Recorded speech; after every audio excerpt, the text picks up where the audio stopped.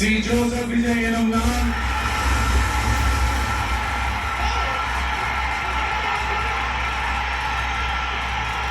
அமைக்கப்பெற்ற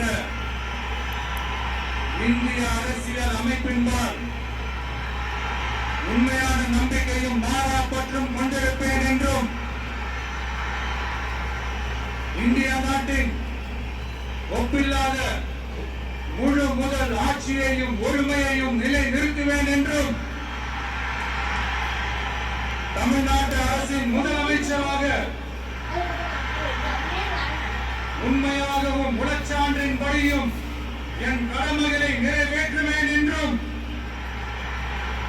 அரசியல் அமைப்பிற்கும் சட்டத்திற்கும் இணங்க அச்சமும் ஒருதலை சார்பும் இன்றி விருப்பு வெறுப்பை விலக்கி பலதரப்பட்ட மக்கள் அனைவருக்கும் நேர்மையானதை செய்வேன் என்றும் ஆண்டவன் மீது ஆணையிட்டு உறுதிமொழிகிறேன்.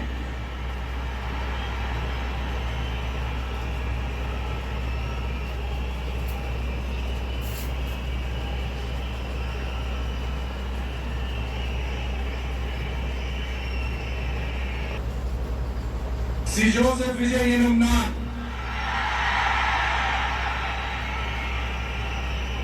தமிழ்நாட்டு அரசின் முதலமைச்சர் என்ற முறையில்